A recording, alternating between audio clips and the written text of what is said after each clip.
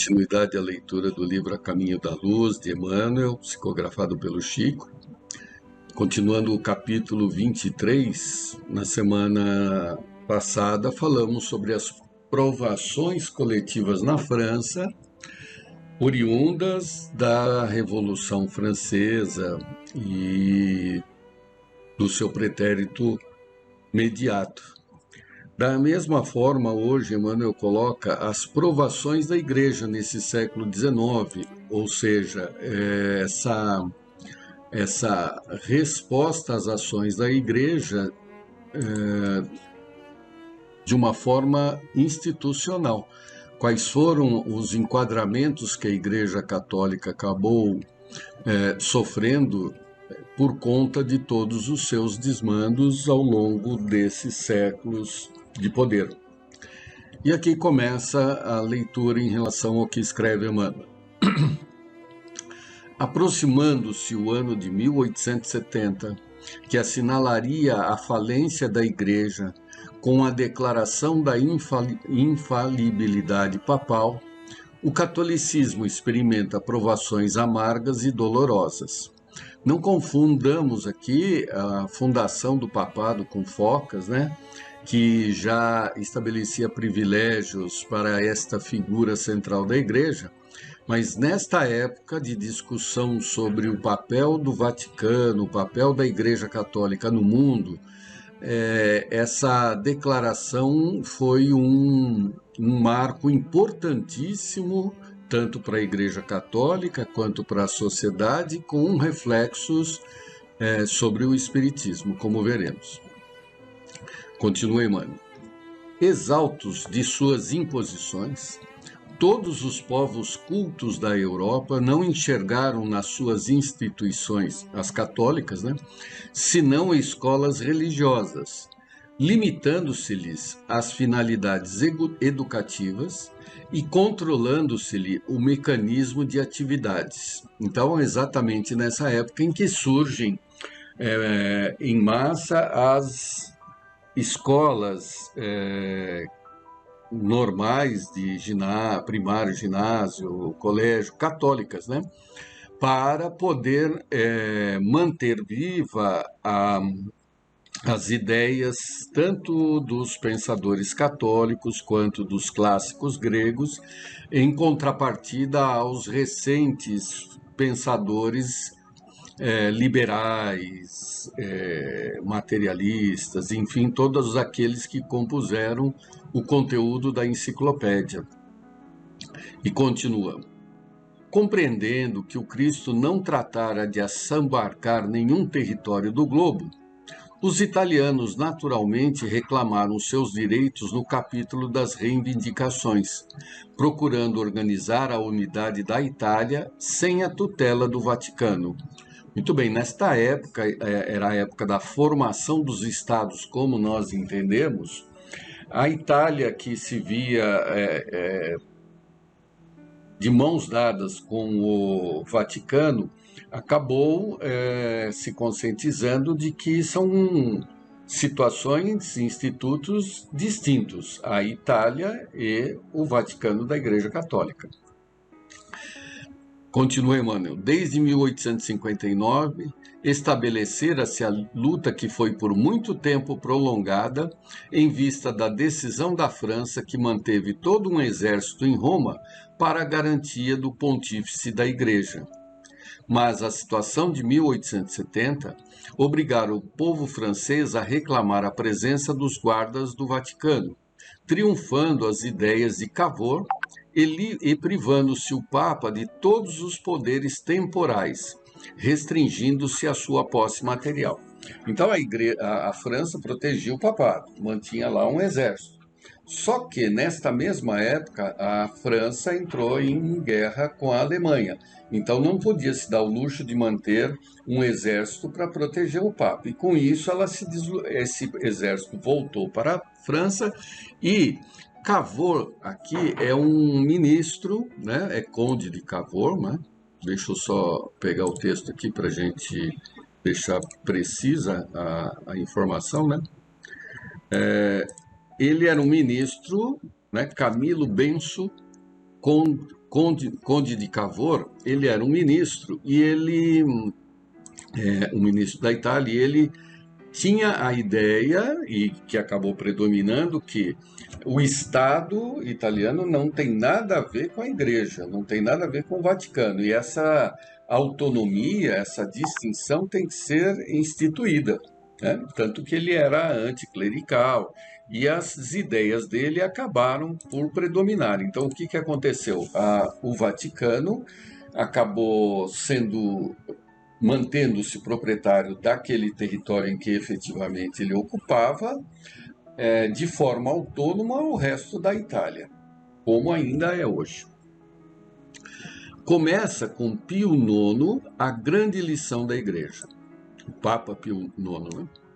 O período das grandes transformações estava iniciado, e ela, a Igreja, que sempre ditara ordens aos príncipes do mundo, na sua sede de domínio, iria tornar-se instrumento de opressão nas mãos dos poderosos.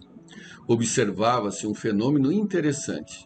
A Igreja, que nunca se lembrara de dar um título real à figura do Cristo, assim que viu desmoronarem-se os tronos do absolutismo com as vitórias da República e do direito, construiu a imagem do Cristo Rei para o cume dos seus altares. Então, qual é o contexto, né? Quem sustentava a Igreja, que mantinha o poder da Igreja, e a Igreja assim se expressava, eram os reis, a nobreza. E esse sustentáculo começou a desmoronar quando os reis, a nobreza, começou a cair, que são os reis absolutistas. Eles começaram a cair por conta da expansão das ideias da Revolução Francesa e do direito por Napoleão Bonaparte pelo resto da Europa. E com isso, as monarquias absolutistas passaram a ser substituídas pelas repúblicas, res publica, coisa do povo. E trazendo com isso a ideia de carta de Constituição Federal, né? O povo é quem constitui a carta, e quem determina as leis de uma nação é essa Constituição, que é escrita pelos representantes do povo. O rei passa a ser uma figura simbólica, ele passa a ser uma figura da nação, enquanto que, com isso, a Igreja Católica perdeu todos os seus pilares.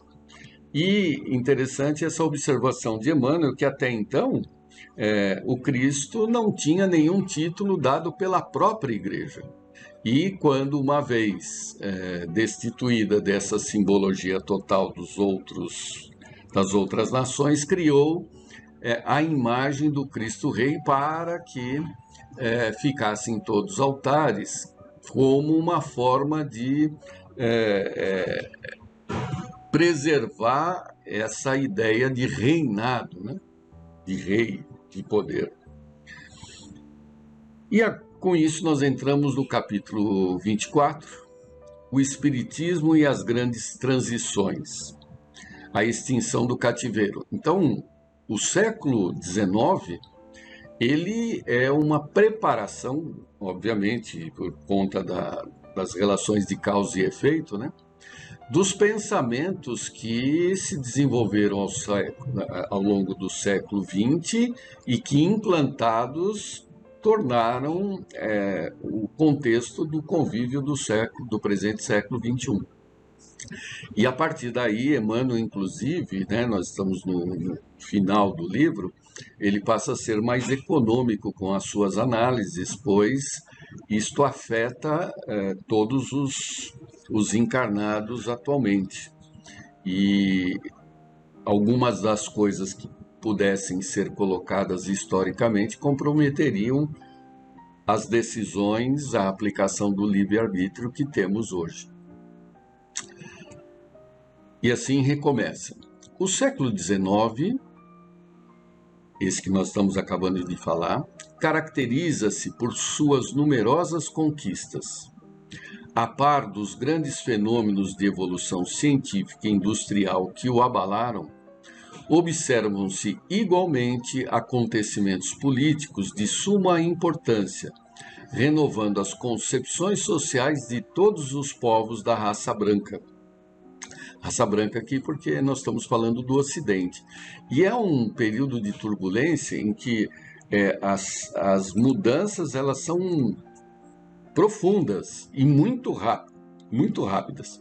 Sai-se de um período em que quem manda é o rei, a nobreza, para um período de ideias novas, adequações, adaptações, motivações, que é como se tivesse acordado toda uma sociedade. É claro que isso não acontece simultaneamente, está acontecendo ainda, né?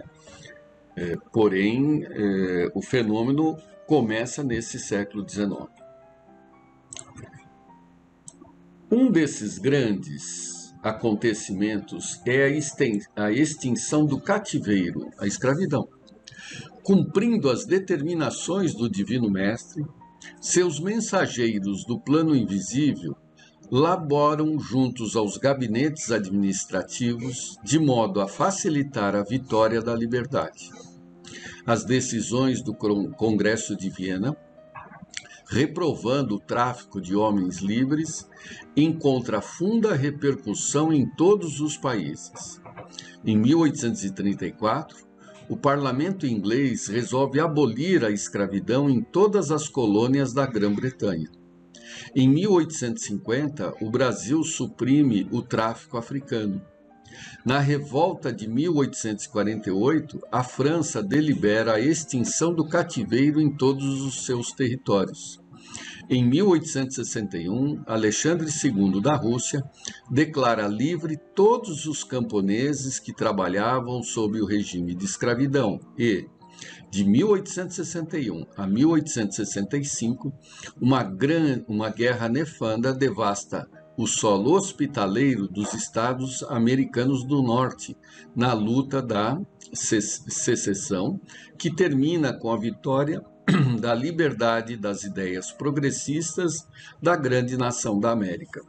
Por conta da nossa dependência televisiva dos Estados Unidos, a Guerra de Secessão para nós é muito bem conhecida, né? Nos filmes, né? Em que o Sul, que ele é de colonização francesa e, portanto, até então mantinha a escravidão, nas suas plantações de algodão, nas fazendas, versus o norte dos Estados Unidos, que era industrial. Essa Guerra de Secessão, ela teve como vitória esses países, esses estados, né, estados no sentido de confederação, de federação, esses estados industriais, com resquícios ainda, né, até hoje no sul dos Estados Unidos mesmo, que é um país, que é uma região em que há uma aversão ainda a essa integração, mas que é predominantemente negra, né? E aí a sua cultura, o jazz, sul do Alabama, sul do Mississippi, sul de Louisiana. Porém, na Europa, soa estranho até, né? Imaginarmos que existia a escravidão. A escravidão não era basicamente de negros, eram também de servos nativos do próprio país, mas que mantinham uma relação feudal ainda. E tudo isso começou a ser revisto justamente no século XIX. Dinamarca, França e o que se estendia às colônias. O que chama bem a atenção aqui é que esses movimentos, apesar de estarem registrados na história, eles têm origem no plano espiritual, são por determinações da espiritualidade superior. Ora, como é que são essas determinações? Elas se manifestam aqui pela reencarnação de representantes dessas ideias que mantêm-se ligados inconscientemente à espiritualidade nos seus ideais. Por isso que predomina a vontade do alto.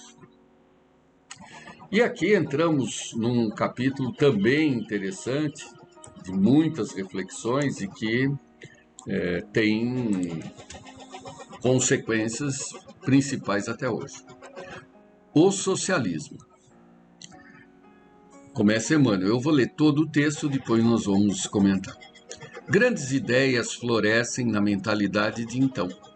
Ressurgem aí as antigas doutrinas da igualdade absoluta.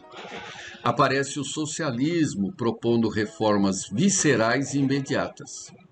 Alguns idealistas tocam a ideia de Thomas More, a utopia, as ideias de Thomas More, que é da Utopia, um livro que ele escreveu sobre a igualdade absoluta das pessoas na visão dele. Ou a República Perfeita, idealizada por Platão. O livro A República de Platão é um dos mais famosos. Ele entende que todo ser tem que ser autônomo, porém o governante tem que ser um filósofo, não um guerreiro. E é nesse livro, A República, que está a alegoria da caverna, que são ideias de Sócrates. Só que Sócrates nada escreveu, quem escreveu foi Platão, seu discípulo, e nesses textos tem muito de Platão. É claro que o cerne é de Sócrates, mas tem muito de Platão, que é uma visão mais próxima do cotidiano, não tão idealista como Sócrates, né? Sócrates aí é o grande mestre, né? Fundamentam-se, continua Emmanuel, as alianças de anarquismo, as sociedades de caráter universal. Uma revolução sociológica de consequências imprevisíveis ameaça a estabilidade da própria civilização, condenando-a à destruição mais completa. Diagnóstico assim forte, né? Por quê? Porque ele é contra o socialismo? Não, Emmanuel já coloca em suas obras posteriores que o futuro sim é um socialismo cristão, não esse socialismo político, filosófico que nós conhecemos, né? É o socialismo cristão em que o indivíduo é que se desprende voluntariamente dos seus bens em favor do próximo e não por uma imposição do Estado. Basicamente isso. A diferença do socialismo político é que há uma imposição do Estado na distribuição dos bens, enquanto que no socialismo cristão é o indivíduo possuidor quem distribui voluntariamente a quem ele entende que seja carecedor. Continua Emmanuel. O fim do século que passou é o cenário... Aqui porque o livro foi escrito no século passado. O fim do século que passou é o cenário vastíssimo dessas lutas inglórias. Todas as ciências sociais são chamadas aos grandes debates, levados a efeito entre o capitalismo e o trabalho. Onde se encontram, porém, as forças morais capazes de realizar o grande milagre da elucidação de todos os espíritos? A Igreja Romana, que nutria a civilização ocidental desde o seu berço, era, por força das circunstâncias, a entidade indicada para resolver o grande problema. Então, o Emmanuel coloca de uma forma muito feliz, esse conflito material entre capital, trabalho, exploração, superestrutura, enfim, porém não atinge o esclarecimento do Espírito Eterno. E a Igreja Católica é quem deveria ter essa primazia, já que foi ela quem educou a civilização desde o início, desde da antiga Roma, e, portanto, seria o local adequado a receber espíritos que trouxessem esse esclarecimento. E aqui vem o fechamento de por que não veio através da própria Igreja Católica. O que poderíamos imaginar? Que Kardec poderia ter reencarnado na Igreja Católica, por exemplo, e ter trazido toda essa instrução dos espíritos dentro da instituição. Seria um caminho natural e não um caminho concorrente, né? Paralelo. Então, continua Emmanuel. Todavia, após as afirmativas do sílabo e depois do famoso discurso do bispo Stromeyer. O que é isso? Antes da gente continuar. Esse sílabo, né, é uma... Também vou pegar aqui para que a gente tenha... É uma publicação, é uma carta, Sílabo dos Erros de Nossa Época. É uma carta encíclica promulgada em 1864 pelo próprio Papa Pio IX. É como se ele fizesse uma meia-culpa, né? Porém, não no sentido de resignação, mas no sentido de apontar 80 erros da Igreja em relação ao liberalismo e às considerações religiosas. Só para vocês terem uma ideia, ele condena o liberalismo cultural e religioso, especificamente até no panteísmo, naturalismo, racionalismo, socialismo e maçonaria. Então ele decreta que essas são variantes nocivas à Igreja Católica. Essa é a carta Sílabo dos Erros da nossa época. E acompanha aqui, né, o discurso do bispo de Stromeyer. Esse é o discurso que é a cereja do bolo, né? Em que ele declara a infalibilidade do Papa, isso em 1870. Né? Quer dizer, o Papa não erra. A repercussão disso é tão interessante que Caibar Schutte, ele, nas suas Cartas a Esmo, publicada pelo Clarim, numa segunda vez, ele menciona, inclusive, no seu último capítulo, ele transcreve esse discurso esse discurso do Stromeyer, do bispo, era um bispo, né? Por quê? Porque à época o Caibar, muitos representantes da Igreja Católica aqui no Brasil usavam disso para combater o espiritismo. E Caibar, como representante da doutrina espírita aqui no Brasil, em parte, culturalmente falando, não só ele, é claro, ele debatia com esses representantes da Igreja Católica que mencionavam esse bispo do século XIX. Então vamos continuar aqui, voltando para dar um contexto, né? Todavia, após as afirmativas dos erros de sílabo do próprio Papa, e depois do famoso discurso do bispo Stromeyer, em 1870, no Vaticano, quando Pio IX decretava a infalibilidade pontifícia, semelhante equação era muito difícil por parte da Igreja. Aí não tem como, se você fala que o Papa não erra, ele fala e acabou, então como absorver novas ideias, o esclarecimento do Espírito? Não é como se ele tivesse fechado a porta da Igreja Católica para novos esclarecimentos.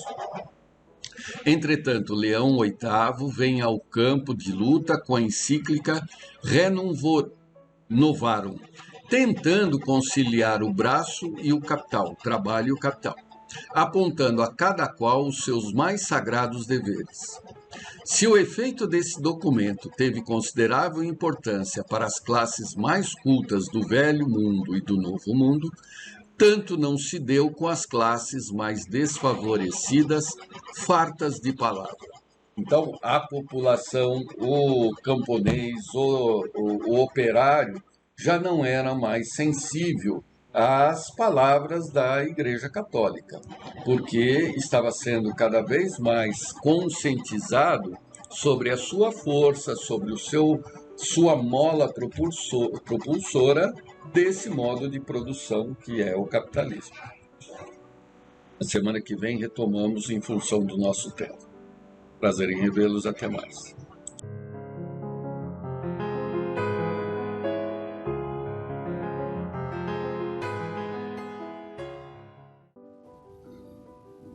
Olá, como vão todos? Espero que todos estejam bem, que todos estejam com saúde, que todos estejam em paz.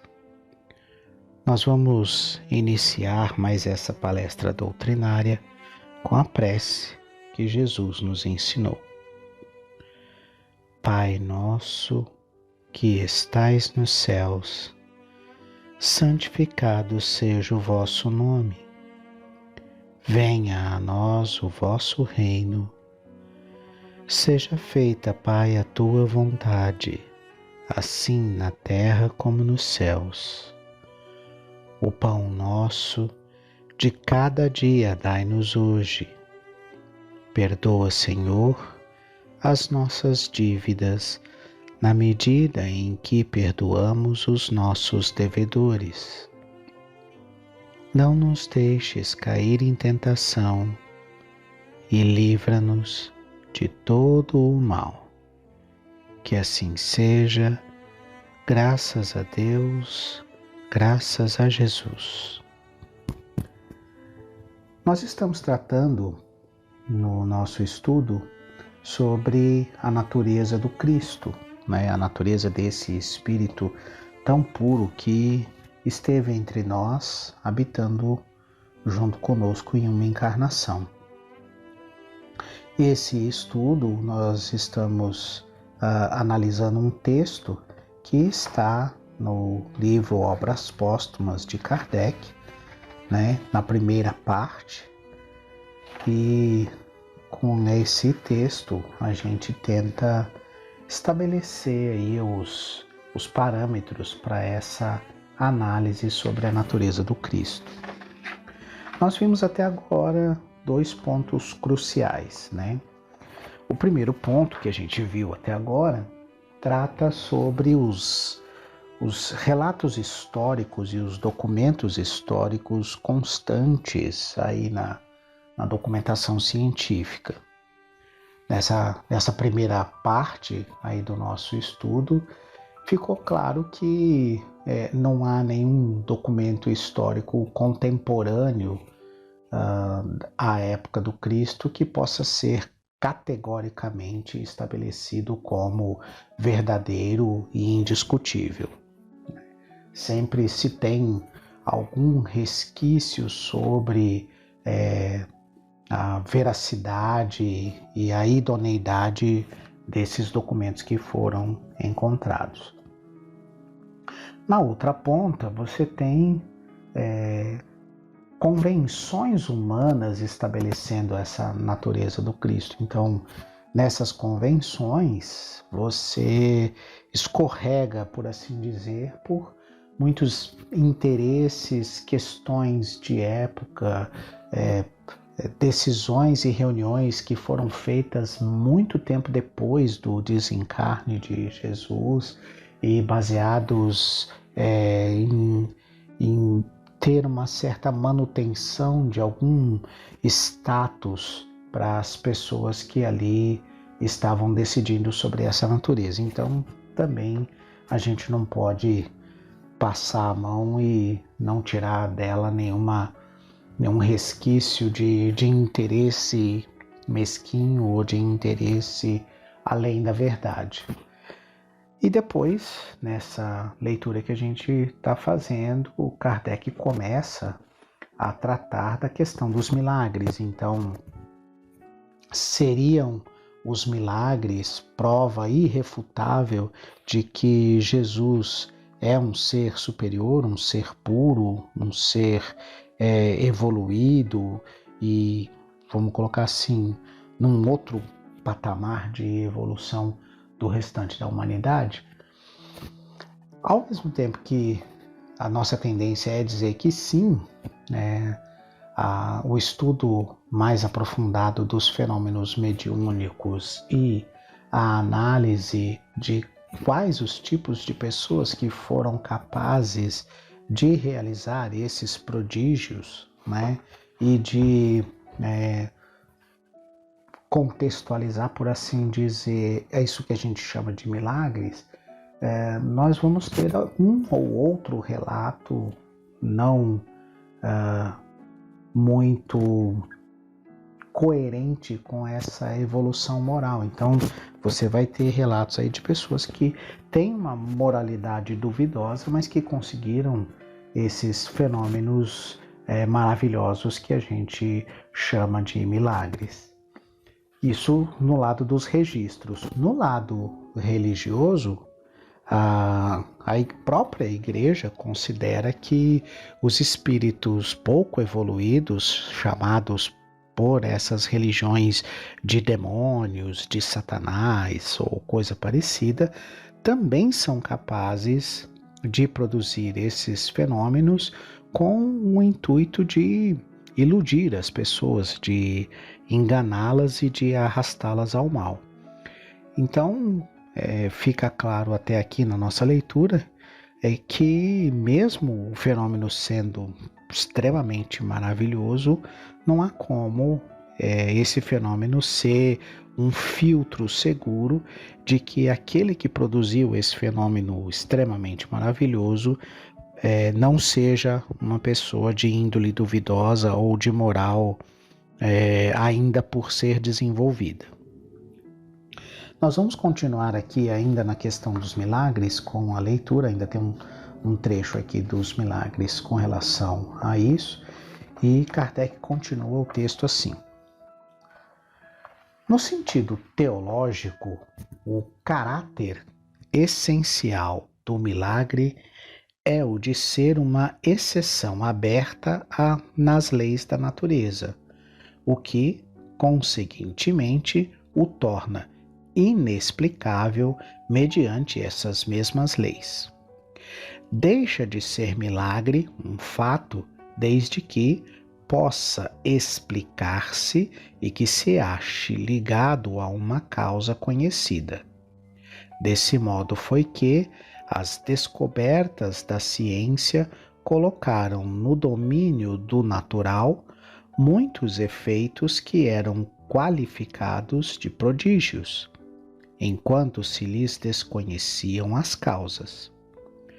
Mais tarde, o conhecimento do princípio espiritual, da ação dos fluidos sobre a economia geral, do mundo invisível dentro do qual vivemos, das faculdades da alma, da existência e das propriedades do perispírito, facultou a explicação dos fenômenos de ordem psíquica, provando que esses fenômenos não constituem, mais do que os outros, derrogações das leis da natureza, e que, ao contrário, decorrem quase sempre de aplicações dessas leis da natureza.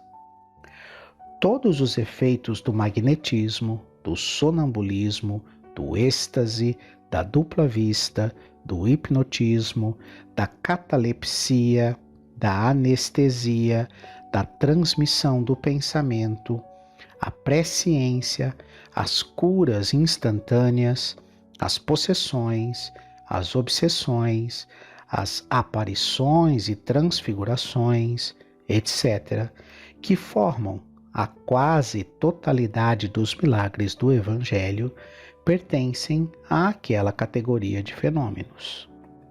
Sabe-se agora que tais efeitos resultam de especiais aptidões e disposições psicológicas que se hão produzido em todos os tempos e no seio de todos os povos, e que foram considerados sobrenaturais pela mesma razão que todos aqueles cuja causa não se percebia.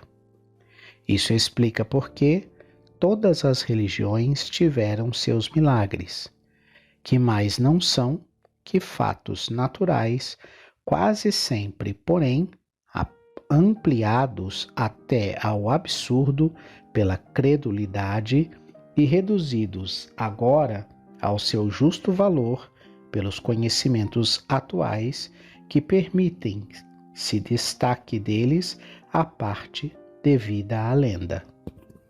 Então, nesse trecho que está sendo colocado nas anotações de Kardec, tudo que você não tem o conhecimento científico sobre e que te salta aos olhos, te parece sobrenatural. Foi assim quando o homem, por exemplo, descobriu o fogo, né? Aquilo para ele era uma novidade e, consequentemente, estava além da sua compreensão, provavelmente alguma coisa de ordem divina, como se tudo ao nosso redor não fosse de ordem divina, já que Deus é o Criador de tudo. Mas, voltando à questão do milagre e do maravilhoso, qualquer coisa que nos maravilhe ou que nos cause espanto, por exemplo, antes de nós descobrirmos os vírus e as bactérias e sabermos por que as pessoas adoeciam por vírus e bactérias, a gente atribuía essa má disposição, essa doença das pessoas a forças malignas, a coisas, espíritos do mal e esse tipo de coisa, né? E conforme a ciência foi evoluindo e os conhecimentos foram avançando e a gente foi aprendendo sobre quais são as forças da natureza, como magnetismo, eletricidade, todas essas situações que a gente considerava maravilhoso ou que a nossa credulidade jogava a categoria de lendas, de deuses que governavam as luzes do céu e coisas do gênero, foram desaparecendo e a gente passou a compreender melhor essas manifestações da natureza. Não foi diferente com os fenômenos mediúnicos, até que nós conhecêssemos os fluidos e toda essa alquimia pertencente ao plano espiritual. Para nós, tudo isso era milagroso, era fantástico, né? A pessoa ter a capacidade de vislumbrar o futuro ou de antedizer algum fato que ainda não aconteceu.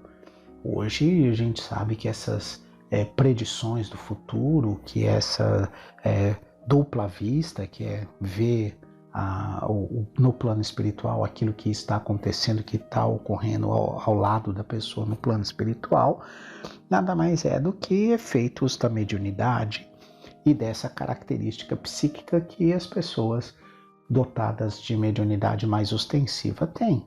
Então, que isso não torna essas pessoas em nada diferenciadas ou endeusadas ou sobrenaturais, porque têm essas predisposições orgânicas, da mesma forma que o fato de uma pessoa ser mais alta do que a outra ou mais forte do que a outra não torna ela um deus por conta disso. Então, conforme a gente foi chegando a esses conhecimentos mais avançados que nós temos, muito do maravilhoso desapareceu. E, como Kardec coloca aqui nessas anotações, muito daquilo que foi considerado como milagre e como algo sobrenatural ou de natureza divina nos movimentos de Jesus, nas curas que Jesus fez, hoje podem ser explicados e a gente tem noção de que o Cristo, na verdade,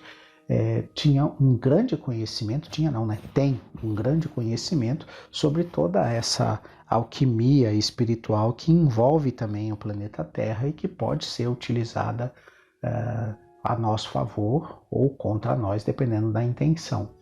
Então o fato de saber utilizar essas forças, de conhecer esses fluidos e saber manipular esses fluidos, não torna uma pessoa ou um indivíduo mais divino ou menos divino por causa disso. Essas forças naturais estão nas leis da natureza e podem ser estudadas, aprendidas e compreendidas nos dias de hoje. Sigamos. A possibilidade da maioria dos fatos que o Evangelho cita como operados por Jesus se acha hoje completamente demonstrada pelo magnetismo e pelo espiritismo como fenômenos naturais, pois que eles se produzem às nossas vistas, quer espontaneamente, quer quando provocados. Nada há de anormal em que Jesus possuísse faculdades idênticas às dos nossos magnetizadores, curadores, sonâmbulos, videntes, médiums, etc.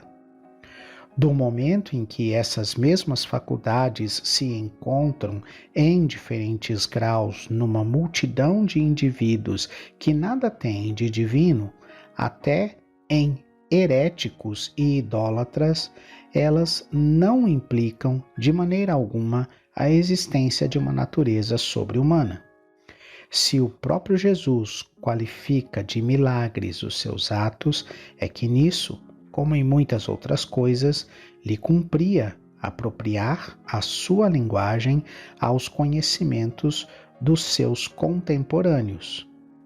Como poderiam estes apreender os matizes de uma palavra que ainda hoje nem todos compreendem?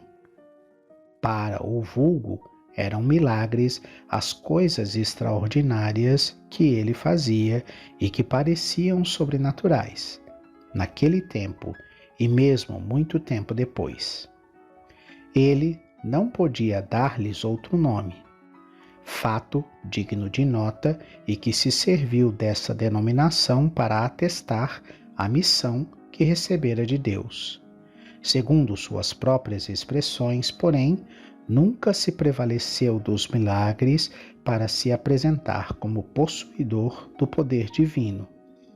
Importa, pois, se risquem os milagres do rol das provas sobre que se pretende fundar a divindade da pessoa do Cristo. Vejamos agora se as encontramos em suas palavras. Tem uma anotação aqui de Kardec que é: para o completo desenvolvimento da questão dos milagres, veja-se a Gênese segundo o Espiritismo, capítulo 13 e seguintes, onde se acham explicados por meio das leis naturais todos os milagres do Evangelho. Então, só para citar aí aonde encontrar uma explicação mais aprofundada. E o que a gente percebe aqui nessa parte final aqui do texto, né? Dessa parte do texto? Que o próprio Jesus, se a gente for pegar as palavras do Cristo, o Cristo nos disse que vós sois deuses e que podeis realizar tudo o quanto eu realizei. Ou seja, nós poderíamos realizar tudo o que o Cristo realizou, né? Então, essa questão do maravilhoso não significa ou não transforma ninguém num ser divino, apesar de muitas pessoas terem essa ideia na cabeça. E se você considerar, por exemplo, a quantidade de curas que a gente tem relatados aqui no Brasil, por exemplo, e pelo mundo afora, mas vamos tratar aqui de Brasil, a quantidade de pessoas que conseguem operar curas ditas milagrosas, que conseguem feitos importantes sobre essas doenças e essas questões, você também vai perceber que muitas dessas pessoas depois caem no erro e aparecem com questões morais muito difíceis de serem compreendidas para quem teoricamente tem um dom de divindade, né? Então, se essa operação de milagres fosse uma chancela absoluta de que a pessoa tem contato direto com Deus ou que tem alguma ascensão divina, nós não teríamos tantos escândalos e tantas pessoas que fazem esse tipo de maravilhoso em situações tão complicadas e em manifestações tão deploráveis às vezes de caráter, né? A gente continua com esse assunto na nossa próxima palestra doutrinária. Ele ainda não terminou, ainda temos texto pela frente. Eu espero que vocês estejam compreendendo e me despeço de vocês com a prece que Jesus nos ensinou. Pai nosso, que estais nos céus, santificado seja o vosso nome. Venha a nós o vosso reino. Seja feita, Pai, a tua vontade, assim na terra como nos céus. O pão nosso de cada dia dai-nos hoje. Perdoa, Senhor, as nossas dívidas, na medida em que perdoamos os nossos devedores. Não nos deixes cair em tentação e livra-nos de todo o mal. Que assim seja, graças a Deus, graças a Jesus.